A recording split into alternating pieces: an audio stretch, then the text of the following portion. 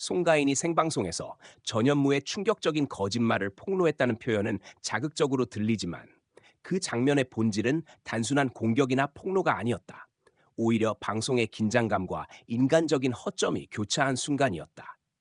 그날의 생방송은 평소처럼 가벼운 분위기에서 출발했지만 예상치 못한 한마디가 흐름을 바꿨다.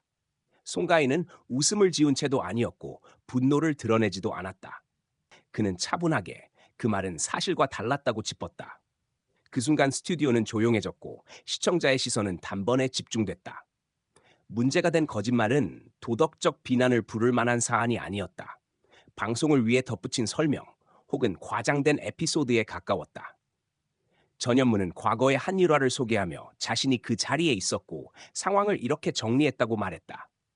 그러나 송가인은 그 기억의 일부가 실제와 다르다고 했다.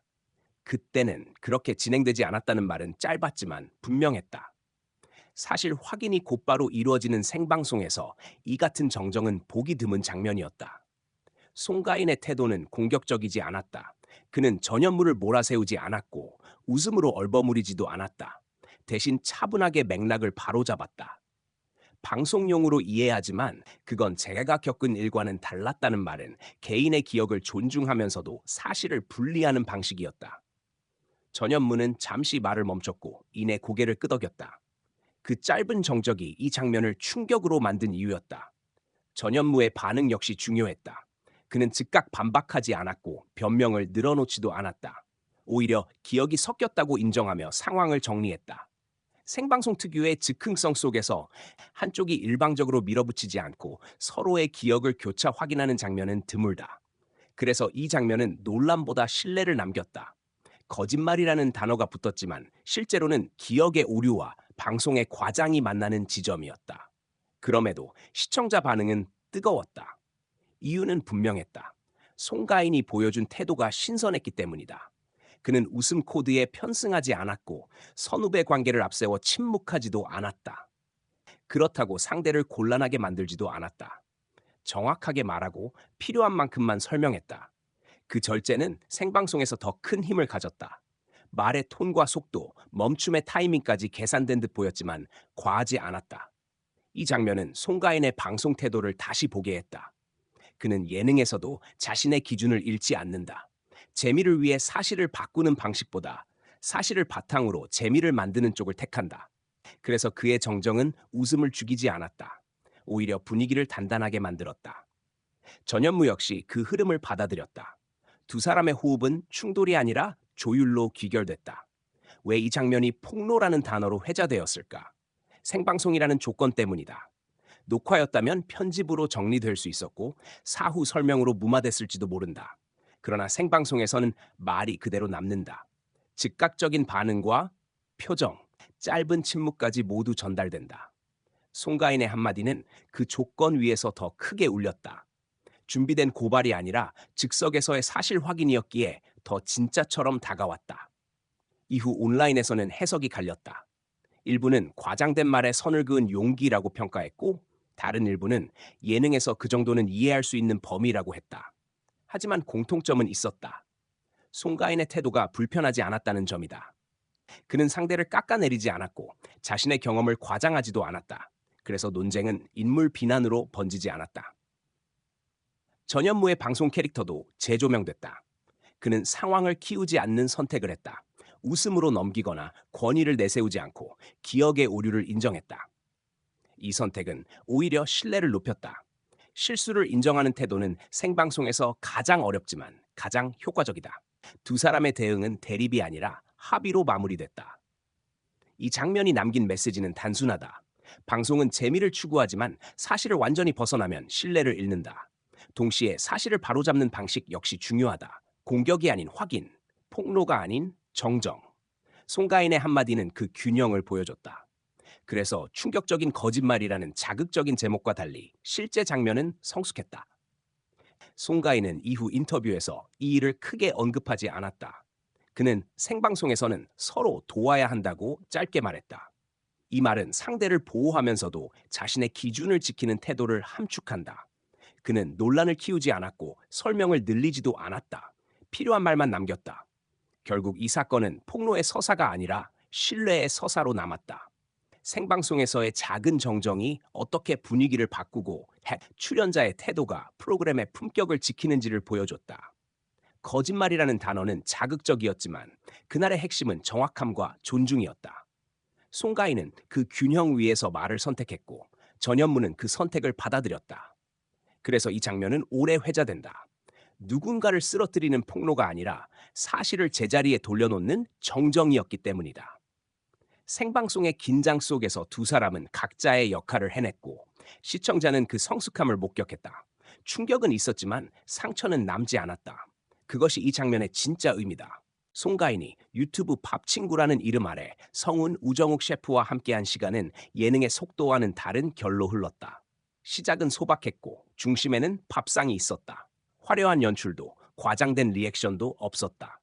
대신 식탁 위의 온기와 사람 사이의 간격이 자연스럽게 좁혀졌다. 이 콘텐츠는 누군가를 웃기기보다 함께 앉아있게 만드는 힘을 선택했고 그 선택은 송가인의 태도에서 분명해졌다. 카메라는 높지 않았고 편집은 빠르지 않았다. 말의 여백이 허용됐고 젓가락이 멈추는 순간조차 흐름의 일부로 남았다. 송가인은 진행자라기보다 동석자였다. 질문을 던지되 몰아붙이지 않았고 자신의 이야기를 꺼내되 중심을 차지하지 않았다. 밥을 매개로 한 대화에서 그는 늘 상대의 말이 끝날 때까지 기다렸다. 기다림은 이 콘텐츠의 기본 리듬이었다.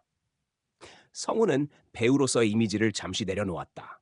작품 이야기는 최소화됐고 일상의 관리와 그로 인한 고독이 솔직하게 나왔다. 촬영이 없는 날의 루틴, 운동과 식단이 만들어낸 규칙적인 생활, 그 규칙이 때로는 사람을 외롭게 만든다는 고백까지. 송가인은 그 말에 짧게 고개를 끄덕였다. 그럴 수 있겠다. 이 짧은 반응이 대화를 열었다. 캐묻지 않아도 말은 스스로 이어졌다. 우정욱 셰프는 요리로 공간의 온도를 조절했다. 메뉴는 과하지 않았고 설명은 길지 않았다. 재료의 사연보다 지금 이 자리에 어울리는 맛에 집중했다. 그는 요리가 대화를 가리지 않도록 했다. 국물의 온기, 적당한 간, 씹는 시간을 남겨두는 식감. 음식은 주인공이 아니라 촉매였다. 대화가 흐르도록 돕는 역할에 충실했다. 송가인은 음식을 평가하지 않았다. 점수 대신 기억을 말했다. 이건 집 생각난다. 이건 천천히 먹고 싶다. 그 표현은 기술적이지 않았지만 정확했다. 우정욱 셰프는 그 말에 반응했다. 요리는 결국 먹는 사람의 기억을 건드릴 때 완성된다는 철학이 자연스럽게 드러났다. 설명이 줄어들수록 공감은 늘어났다. 이 콘텐츠의 강점은 속도를 늦춘 데 있었다. 요즘 유튜브가 요구하는 자극과는 반대 방향이었다. 송가인은 여백을 불안해하지 않았다. 말이 없을 때도 카메라는 머물렀고 그 머투시 편안함을 만들었다. 밥상 앞에서 사람은 솔직해진다. 방어가 내려가고 말의 톤이 낮아진다. 밥친구는 그 상태를 존중했다. 성훈과 송가인의 대화는 서로 다른 직업의 공통점으로 이어졌다. 무대와 촬영 현장은 다르지만 끝난 뒤 찾아오는 허기와 고요는 닮아 있었다. 송가인은 공연이 끝난 뒤의 시간, 늦은 밤 혼자 먹는 국밥의 위로를 말했다. 성훈은 운동이 끝난 뒤의 공복과 침묵을 말했다. 경험은 달랐지만 감정은 같은 결이었다. 우정욱 셰프는 불 앞에서 보내는 시간을 꺼냈다. 실패한 레시피의 무게, 손님이 없는 날의 불안, 그럼에도 다시 불을 켜는 이유. 송가인은 그 이야기를 기다림으로 번역했다. 노래가 세상에 닿기까지의 시간, 무대에 서기 전의 침묵. 서로의 언어는 다르지만 핵심은 같았다. 버티고 준비하고 다시 나아가는 일. 질문은 많지 않았고 반응은 정확했다. 송가인은 상대의 말을 끊지 않았고 웃음을 강요하지 않았다. 대신 작은 신호를 보냈다. 숟가락을 내려놓는 타이밍, 고개를 숙이는 각도, 짧은 감탄. 이 신호들이 대화를 이어갔다. 진행자의 기술이 아니라 동석자의 태도였다. 시청자 반응은 조용히 쌓였다. 큰 웃음 포인트가 없어도 끝까지 보게 만드는 힘이 있었다. 혼밥할 때 틀어놓기 좋다. 말이 많지 않아 편하다는 반응이 이어졌다. 이 콘텐츠는 배경음악처럼 옆자리에 앉았다. 존재를 주장하지 않고 시간을 나눴다. 바로 그 점이 차별점이었다. 송가인의 새로운 얼굴도 드러났다. 무대에서 감정을 끌어올리는 사람에서 식탁에서 시간을 건네는 사람으로의 전환.